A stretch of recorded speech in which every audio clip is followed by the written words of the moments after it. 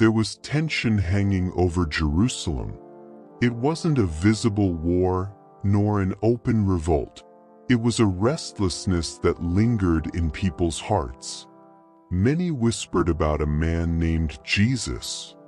He was not a king with crowns or swords, but his words had more power than armies. Wherever he went, the paralyzed rose, the blind saw, and hardened hearts were broken. Jesus spoke of a kingdom that was not of this world, and this shook both the humble and the powerful. Religious leaders saw his growing influence as a threat. His miracles, his truths, his love for the marginalized, all of this baffled them. On the night of the Last Supper, Jesus shared bread and wine with his friends. He knew what was coming. He said he would be betrayed, that he would be handed over, but no one there understood the depth of his words. Judas, one of the 12, had already made up his mind. He would betray the Master for 30 pieces of silver. Hours later, in a dark garden called Gethsemane, Jesus prayed alone while his disciples slept. And then torches appeared among the trees. Judas arrived, not with repentance, but with a kiss, the agreed-upon sign. Soldiers seized him. Jesus did not resist. They took him at dawn to the high priest. False witnesses were summoned. No story was confirmed. Still, they condemned him for blasphemy. From there, he was taken to Pontius Pilate, the Roman governor. Pilate questioned him, tried to release him, but the crowd shouted, "Crucify him!" Fearing an uprising, Pilate washed his hands. Jesus was flogged and mocked. They dressed him in a scarlet robe, placed a crown of thorns on his head, and mocked him, "Hail, King of the Jews!" Then they placed a heavy cross on his wounded shoulders. Staggering, he climbed up to Golgotha.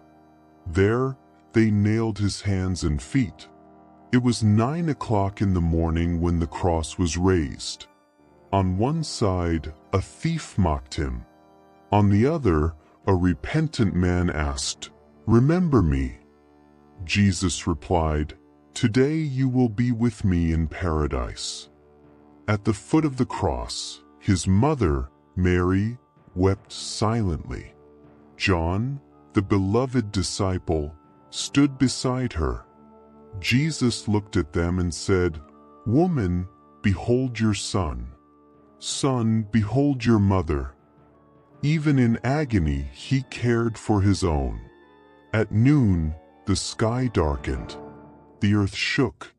For 3 hours, the world seemed to hold its breath. Then Jesus cried out in a loud voice, "Eloi, Eloi, lama sabachthani?"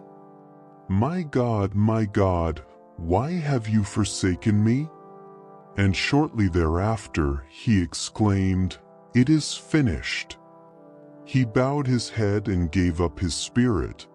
The veil of the temple was torn from top to bottom. The Roman centurion, witnessing that moment, confessed, "Truly, this was the Son of God." His body was carefully removed by Joseph of Arimathea. Wrapped in pure linen, it was placed in a new tomb, carved out of the rock. A large stone was rolled in front of the entrance, and guards were posted there, fearing that his disciples would steal the body. On the third day, while it was still dark, Mary Magdalene went to the tomb. She found the stone removed. Frightened, she ran away.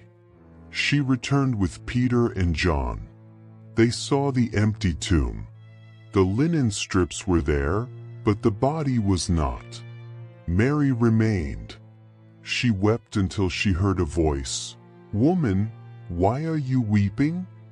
Thinking it was the gardener, she replied, "If you have taken him away, Tell me where you have put him." But the voice repeated, "Mary." She recognized him. It was Jesus, alive, resurrected. He appeared to the disciples, first in the upper room, then in many places. He ate with them, spoke with them, showed them the marks on his wrists. Thomas, who doubted, touched his wounds. Hearts were inflamed. Hope was reborn. For 40 days, Jesus prepared his followers.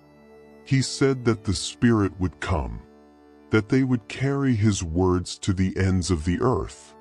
And then in Bethany, as he blessed them, he was lifted up to heaven. He disappeared into the clouds. But his presence never left. The empty tomb became the cradle of a living faith.